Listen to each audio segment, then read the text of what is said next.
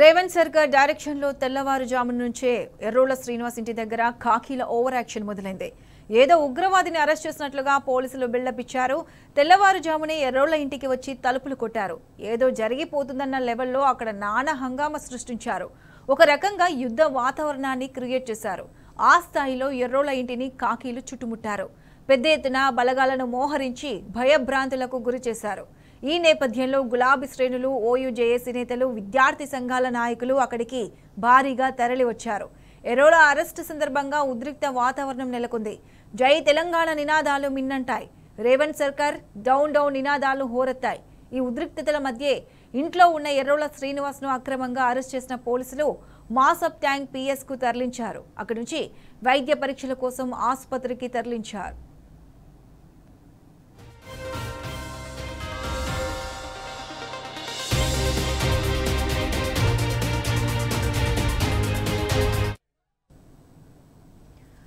ఇదే అంశంపై స్పందించడానికి మనతో ఎమ్మెల్యే పాడి కౌశిక్ మనతో ఫోన్ లైన్ లో ఉన్నారు. నమస్తే అండి కౌశిక్ గారు. నమస్కారం అండి. కౌశిక్ గారు చెప్పండి, ఏదో రేవంత్ సర్కార్ ని హామీలు నెరవేర్చండి అని అడిగినందుకు ఈ రోజు ఎర్రోళ్ల శ్రీనివాస్ ని అక్రమ కేసు బనాయించి అరెస్ట్ చేయడం జరిగింది. అంటే ఇలా బీఆర్ఎస్ నేతలను ఎన్ని రోజులు అరెస్ట్ చేస్తారు? ఇలానే ఏదో ఒక కొత్త ఇష్యూని ఎందుకు తీసుకొస్తున్నారు? దీనిపై మీరు ఏ విధంగా స్పందిస్తారు? ఇవాళ వాస్తవంగా చెప్పాలంటే అసలు రేవంత్ రెడ్డి గారి ప్రభుత్వము ప్రజలకు ఇచ్చిన 6 గ్యారెంటీలు ఇచ్చే చేతన కాక దొంగ హామీలు ఇచ్చి ప్రజలతోని ఓట్లు వేయించుకొని ఇవాళ గట్టిగా ప్రశ్నిస్తే అరెస్ట్ చేయడం అనేది ఇది నేను తీవ్రంగా ఖండిస్తా ఉన్నాను. ప్రశ్నిస్తే కేసులు పెడతామని అంటుండు, ప్రశ్నిస్తే జైలుకు పంపుతామంటుండు. ఎన్ని జైళ్లు పంపినా, ఎంతమంది మీద కేసులు పెట్టినా ఎవరం భయపడేది లేదు, అధైర్యపడేది లేదు. ఖచ్చితంగా ప్రశ్నిస్తూనే ఉంటాం. ఇవాళ అసలు ఎర్రోళ్ల శ్రీనివాస్ గారు తప్పు చేసింది ఏముందని నేను అడుగుతా ఉన్నాను. ఇవాళ ఆయన ఒక మాజీ ఎస్సీ కమిషన్ చైర్మన్ గారు. ఇవాళ తను నాతో పాటు పోలీస్ స్టేషన్ కి మేము పిటిషన్ ఇవ్వడానికి పోయినాము. ఏమని పిటిషన్ ఇవ్వడానికి? నాతో పాటు వచ్చిండు ఎర్రోళ్ల శ్రీనివాస్. నేను పోయిందేంది, నా ఫోన్ ట్యాపింగ్ చేస్తుండ్రు సీఎం రేవంత్ రెడ్డి గారు, ఇంటెలిజెన్స్ ఐజీ శివధర్ రెడ్డి గారు. నేను పోయి పిటిషన్ ఇస్తే అసలు ఇవాళ దాకా పిటిషన్ మీద కేసు ఏం చేసిర్రా, ఎఫ్ఐఆర్ బుక్ చేసిర్రా లేదా చెప్పకుండా ఇలా మేము ప్రశ్నిస్తుంటే ఇలా తీసుకుపోయి జైల్లో పెట్టడం ఎంతవరకు కరెక్ట్ అని చెప్పి నేను అడుగుతా ఉన్నాను. దీన్ని నేను తీవ్రంగా ఖండిస్తా ఉన్నాను. ఇవాళ ఖచ్చితంగా ప్రజలన్నీ కూడా గమనిస్తా ఉన్నారు. ఇలా ఎందుకు అసలు ఒకటి స్ట్రేట్ ఆన్సర్ చెప్పాలా. ఇలా ఎర్రోళ్ల శ్రీనివాస్ గారిని దేనికోసం అరెస్ట్ చేసిరో జవాబు చెప్పండి. దానికి ప్రొసీజర్ ఉందా లేదా? అసలు వాళ్ళ ఇంటికి పోయి కుటుంబ సభ్యులకి సమాచారం ఇవ్వకుండా పొద్దున 4 గంటలకు 5 గంటలకు పోయి డోర్లు కొట్టడము, బెదిరియడము, ఇదంతా ఎటుపోతుంది సమాజం అనేది యావత్ ప్రజలందరూ కూడా చూస్తా ఉన్నారు. ఇలా ఒక రోజు నన్ను, ఒక రోజు అల్లు అర్జున్ గారి మీద కేసు, ఒక రోజు కేటీఆర్ గారి మీద కేసు, ఒక రోజు ఎర్రోళ్ల శ్రీనివాస్ గారి మీద కేసు. రోజు ఒక డ్రామా కావాలి నాకు, రోజు ఒక డైవర్షన్ టాక్టిక్స్ కావాలా, రోజు ఒకటి ఇబ్బంది పెట్టే కార్యక్రమం చేయాలి. దీన్ని నేను తీవ్రంగా ఖండిస్తా ఉన్నాను. ఖచ్చితంగా మొత్తం తెలంగాణ ప్రజలందరూ కూడా గమనిస్తా ఉన్నారు. ఇలా ఎర్రోళ్ల శ్రీనివాస్ గారు తెలంగాణ ఉద్యమకారుడు. 2001 నుంచి తెలంగాణ కోసం పోరాడి తెచ్చుకుంది. దీనికోసమా కేసీఆర్ గారి నాయకత్వంలో అని నేను అడుగుతా ఉన్నాను. అసలు నువ్వు చేసేదేంటి రేవంత్ రెడ్డి గారు? నేను ప్రశ్న అడుగుతున్నా. రేవంత్ రెడ్డి గారు మీరు ఒక్కసారి జవాబు చెప్పండి. అసలు మీరు మహిళలకి 2500 రూపాయలు ఇస్తా అన్నారు, ఎందుకు ఇయ్యలేదో జవాబు చెప్పండి. మీరు రైతులకి 100% రుణమాఫీ చేస్తామన్నారు, ఎందుకు చేయలేదో జవాబు చెప్పండి. కళ్యాణ్ లక్ష్మి కేసీఆర్ గారు 1,116 రూపాయలు ఇస్తే మీరు తులం బంగారం ఇస్తామన్నారు, ఆ తులం బంగారం ఎక్కడ పోయిందో జవాబు చెప్పండి. ఆటో కార్మికులకి సాయం చేస్తామన్నారు, వాళ్ళ సాయం ఎటువైంది? ఇవాళ రైతు బంధు కేసీఆర్ గారు ఉంటే 10,000 రూపాయలే ఇస్తున్నారు, మేము 15,000 రూపాయలు ఇస్తామని చెప్పి రైతు భరోసా ఎక్కడ పోయింది? రైతు బంధు మొత్తం రైతు బందే పని చేసినాం.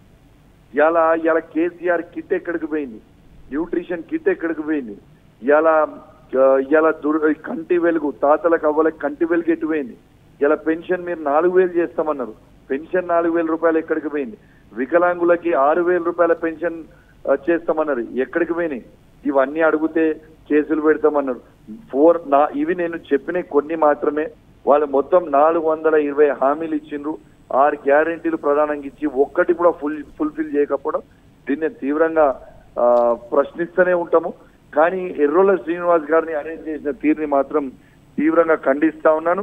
ఖచ్చితంగా ఇవాళ ఒక దళిత నాయకుడిని ఈ విధంగా అరెస్ట్ చేయడము, ఇవాళ తనని ఇబ్బంది పెట్టడం అనేది యావత్ దళిత వర్గం మొత్తం కూడా తెలంగాణలో ఉన్న ప్రతి దళితుడు ప్రతి తెలంగాణ వాది అందరు కూడా గమనిస్తా ఉన్నారు. ఖచ్చితంగా రాబోయే కాలంలో ఖచ్చితంగా రేవంత్ రెడ్డి గారికి బుద్ధి చెప్పబోతా ఉన్నారు గ్యారెంటీ. కౌశిక్ గారు చెప్పండి, కాంగ్రెస్ ప్రభుత్వం హామీలు ఎలా నెరవేర్చాలి అని ఆలోచించకుండా ఓన్లీ రాష్ట్రంలో అరెస్టుల పర్వం కొనసాగుతుంది. ప్రస్తుతం ప్రజల సమస్యలు ఏంటి, ఎలా తీర్చాలి, ఇవన్నీ ఆలోచించకుండా ఓన్లీ కేవలం బీఆర్ఎస్ నేతలనే టార్గెట్ చేయడం మనం ఏ విధంగా అనుకోవచ్చు? కేసీఆర్ గారి సైన్యము ఒక కేటీఆర్ గారు, ఒక హరీష్ రావు గారు, ఒక కవిత గారు, ఒక కౌశిక్ రెడ్డి గారు, ఒక ఎర్రోల శ్రీనివాసం మేమే కాదు. ఇలా దాదాపు 60 లక్షల మంది బీఆర్ఎస్ పార్టీ సైనికులు ఉన్నారు. 60 లక్షల మంది కేసీఆర్ గారి సైనికులు ఈ తెలంగాణ రాష్ట్రంలో ఉన్నారు. మీరేదో పిచ్చి పిచ్చి చేసి 4-5 అరెస్ట్ చేసుకుంటే పార్టీకి ఏమో అవుతుందని మీరు అంటే మీ భ్రమ. మీరు రాసి పెట్టుకోండి, రాబోయే కాలంలో ఖచ్చితంగా మళ్ళా కేసీఆర్ గారు ఈ తెలంగాణ రాష్ట్రానికి ముఖ్యమంత్రి కాబోతా ఉన్నారు. రెండోది ఏంటంటే అసలు అసెంబ్లీలో దమ్ముంటే మొన్న కేటీఆర్ గారి మీద కూడా ఫార్ములా ఈ రేస్ మీద కేసు పెట్టింది. అసలు మరి మేము ఆడ అసెంబ్లీలో చర్చ పెట్టు, మరి కేటీఆర్ గారు తప్పు చేసి ఉంటే యావత్ 4 గోడల మధ్యలో ఎందుకు 4 కోట్ల ప్రజలు మొత్తం కూడా వింటారు కదా, మరి దీని మీద చర్చ పెట్టమంటే తోక ముడుచుకొని పారిపోయిండు. అసెంబ్లీలో పారిపోయి ఇవాళ పెద్ద పెద్ద మాట మాట్లాడుతున్నాడు. నేను అడిగేది ఒక్కటే, అన్ని అబద్ధాలు మొత్తం ప్రజలు గమనిస్తున్నారు. అసెంబ్లీలో ఏ పరిస్థితి ఉందంటే రేవంత్ రెడ్డి గారు లేచి స్పీచ్ మాట్లాడితే వాళ్ళు కాంగ్రెస్ పార్టీ ఎమ్మెల్యేలే నవ్వుకుంటారు, నెత్తి పట్టుకుంటారు. ఈ పరిస్థితి ఉన్నది రేవంత్ రెడ్డి గారిది. రేవంత్ రెడ్డి గారు మీరు చాలా ఎక్కువ ఊహించుకుంటుండు. రాబోయే కాలంలో సమయం వస్తుంది, ఆ రోజు ఉంటుంది. వీళ్ళకి మళ్ళా రేపు కేసీఆర్ గారు అయినప్పుడు వీళ్ళకు ఉంటుంది, మామూలుగా ఉంటుంది వీళ్ళకి సినిమా. రైట్ కౌశిక్ గారు, థ్యాంక్ యూ.